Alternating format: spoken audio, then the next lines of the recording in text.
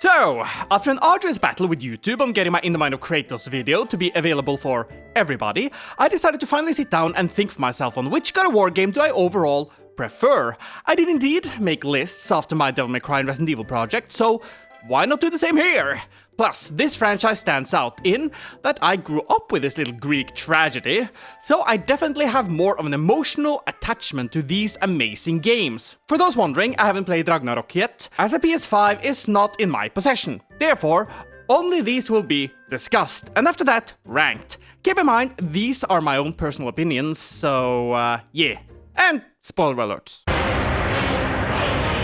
We're better to start than the very beginning. God of War. Well, I cannot remember if it is exactly the case. I do believe that this was my first M-rated game that I ever played through all by myself back in 2005, making me 11 at the time.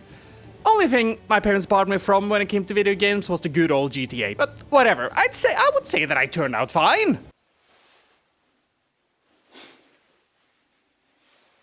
Vad hör du på?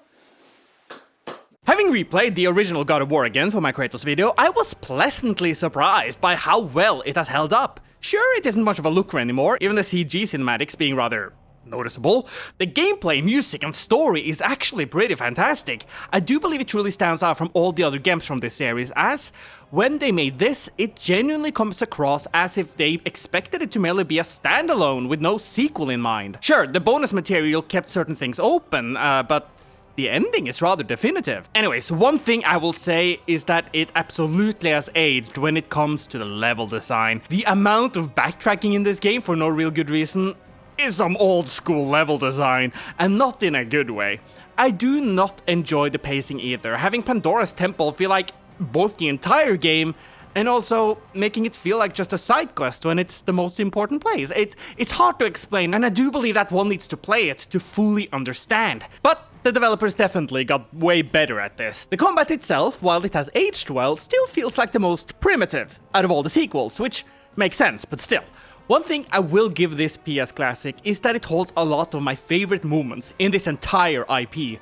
My favorite villain and final boss fight, cinematography that quite frankly is far more creative than even the 2018 game, and in my honest opinion, it has the best story.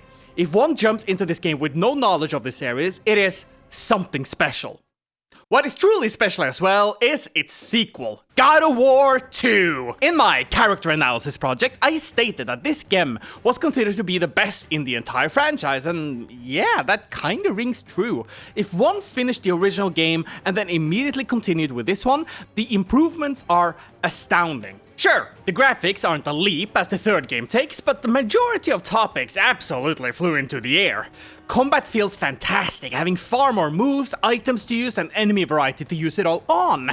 There is no singular area to go through like Pandora's Temple. Here you go from a war-ridden roads to a chilly mountain to a massive temple to a swamp to even Atlas's prison. So much variety in colors and characters. It was also the game where things started to feel Greek. I have no clue whether it is close to anything in the actual mythology, but it is a fantastic journey to enjoy. Now, it does have some issues. I do feel that this is the game with the majority of, problems with its narrative. Throwing time travel into a revenge tale is rather weird, if I do say so myself. I did try to make sense of it in my mind of, but yeah, I don't think it was the most clever thing to include. Also, without the PSP games to truly explore it, it is rather jarring seeing the change in character with our protagonist, going from someone seeking the removal of his vicious nightmares like redemption to suddenly be a warmonger is not completely out of logic, of course, but it's weird. Again, it really helps to have played Chains of Olympus and Ghost of Sparta, but if one were to play just the trilogy, a weird decision again. Another decision that I never enjoy in any medium, mind you, is the entire to be continued.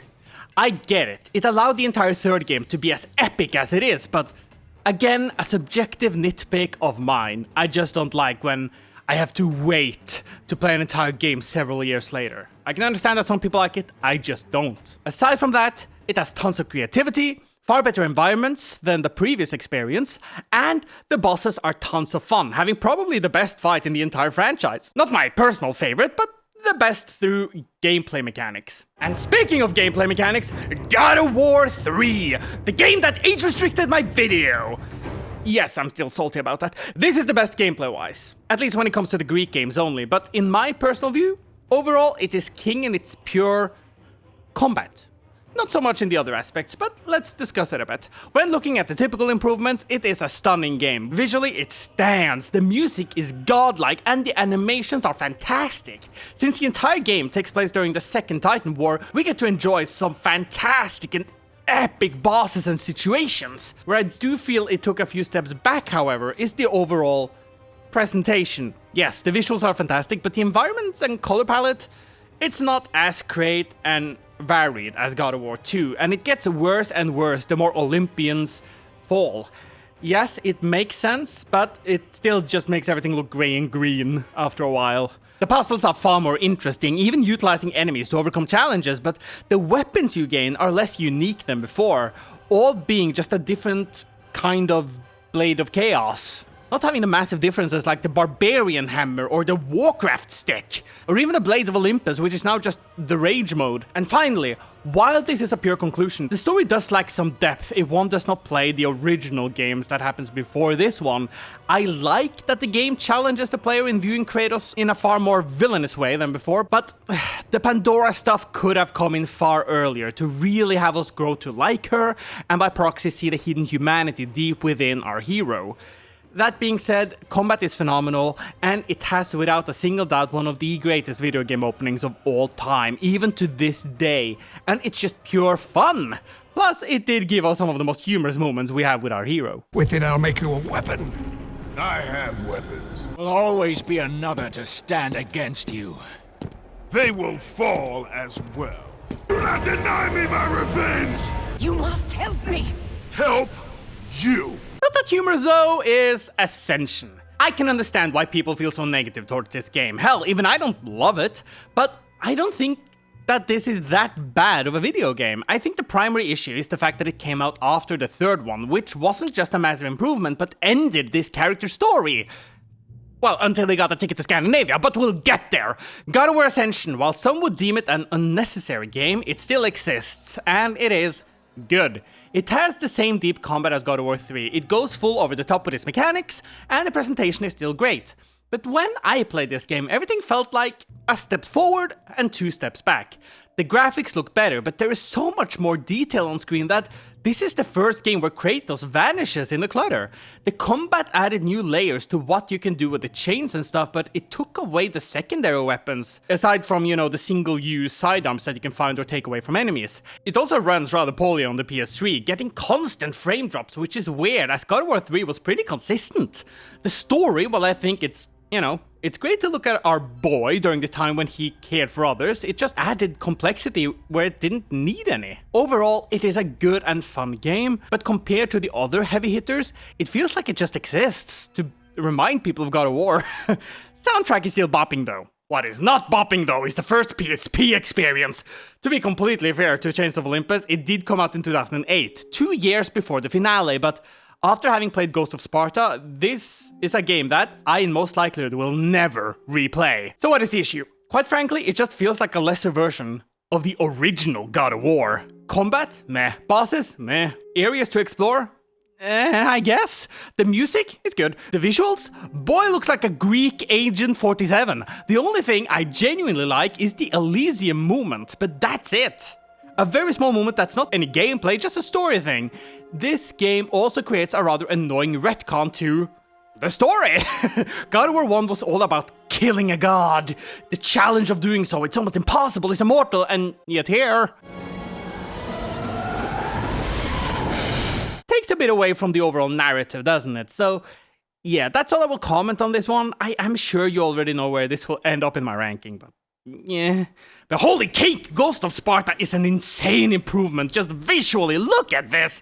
Kratos from Chains, Kratos from Ghost. The gameplay also feels so much better, it being made at the same time seemingly as the third console game. It is also the only journey where our Spartan Kratos gets to use the iconic weaponry, the arms of Sparta. For those who have not played this game, 1, you can get it on the PS3, and 2, this weapon is so much fun to play with. Gus also has my favorite combat move in the entire series, the Drunken Charge.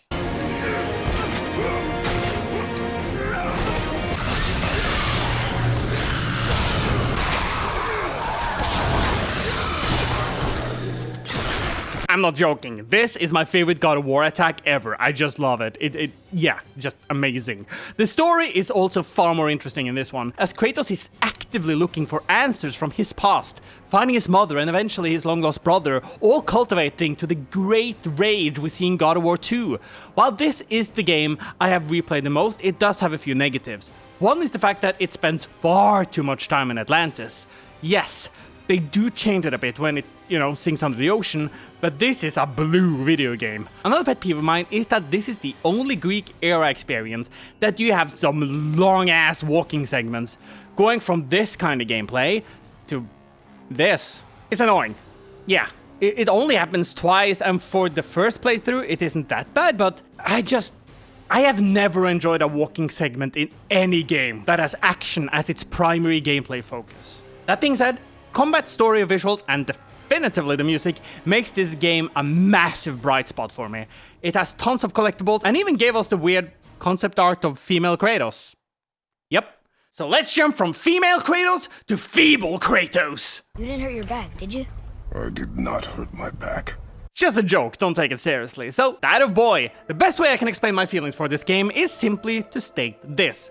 God of War 2018 is the best first playthrough I've ever had in this entire franchise.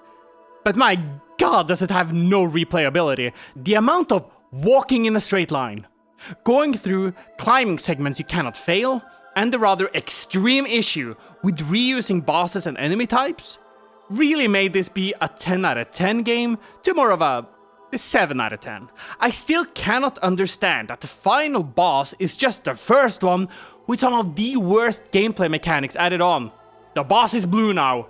Use red attack. Oh shit! He's using red! Use blue! Oh no! There are traps on the ground that will stun you, so you have to mash a button. Fun. The kind of red and blue stuff, I will criticize that to all heavens in DMC Devil May Cry, and therefore I have to do the same thing here. It is stupid in my opinion, it is ridiculous. And all of those trolls, come on! Anyways, now that I've gotten my grievances out of my system, what do I love about this game? Well, it immediately gets a plus point for being in the Norse mythology. The presentation is fantastic with its visuals and audio design. The combat, while heavily more limiting than the previous game, change it up enough for it to feel unique and special. So instead of feeling like a downgrade, it is simply different. And I like the difference. The axe is superb to play around with. It added on side quests and challenges that the player can decide on going through on their own accord. It is a fantastic, story-focused game. The story itself is good, and the narrative even better. I'm not a fan of the one-shot camera approach they went with, as it feels like it limits the visual storytelling overall, but it makes the game stand out, I suppose. And it is, from my understanding of the main character, a perfect continuation of his journey. Plus, it helps that Atreus is not an annoying little kid, aside from the worst section of the game. What are you doing,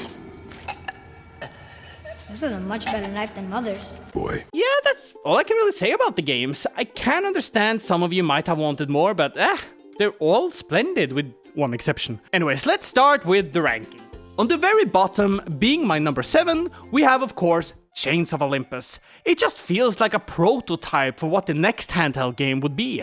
It doesn't do anything special gameplay-wise, and it is only remembered for the great end segment with Calliope.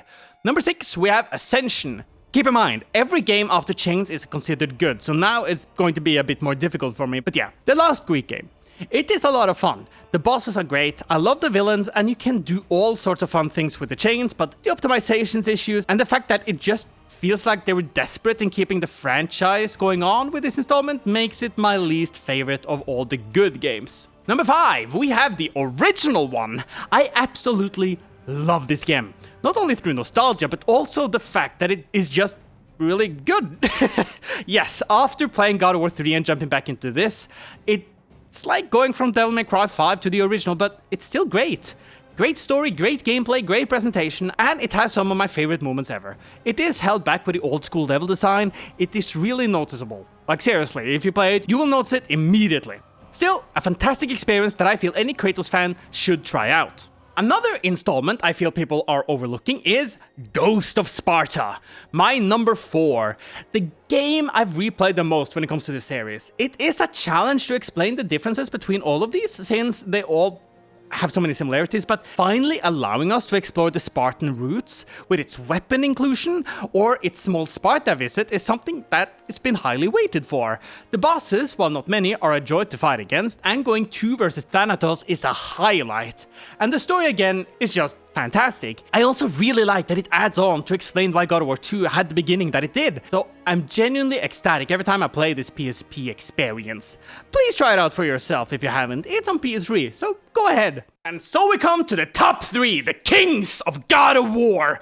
And numero 3 is God of War 2018. While I do believe people are a bit too quick to call this a masterpiece, as it sometimes feels like I'm watching a movie over playing a video game, it is still something special. Being in the Norse world, having enjoyable combat that feels powerful, and being the best first playthrough of them all, that of boy is a fantastic continuation of this series. I'm not going to speak for anyone else, but having played all of the Greek era games before this one, and then jumping to Scandinavia with Kratos, made for something truly memorable. I feel I still should remind you that I cannot replay this game. It has so many annoyances in that regard, but to its fairness, the walking segments did start with Ghost of Sparta. The unfailable climbing segments was in Ascension, and even God of War 3 had unskippable cutscenes, but at least they were a bit more balanced. So here we are, God of War 2 versus 3. Which is the king of Olympus, the all-father of this franchise? My personal favorite God of War game goes to God of War 2. While the gameplay is superior in the third installment, the original sequel just has so much quality in every category. Gameplay is so much fun, even with the weird minigames they can drop in on you. The story is so attention-grabbing, even with the lack of knowledge from the PSP games, and the presentation is godlike. While this was the beginning of the furious Kratos, that just added to the power fantasy that is God of War, and there is nothing wrong with a medium to do so. But yeah, this video has gone on for far too long. I do hope it was fun to watch. What is your favorite game in this series? Have you played them all? Do you agree with my takes and opinions? Write them down below and I will read them. But until then, I'm KingJGrim, or the dude that has to make sure that my next in mind doesn't get age restricted, losing all that traction. Yes, I'm still salty. Whatever you prefer, and I'll see you guys next time.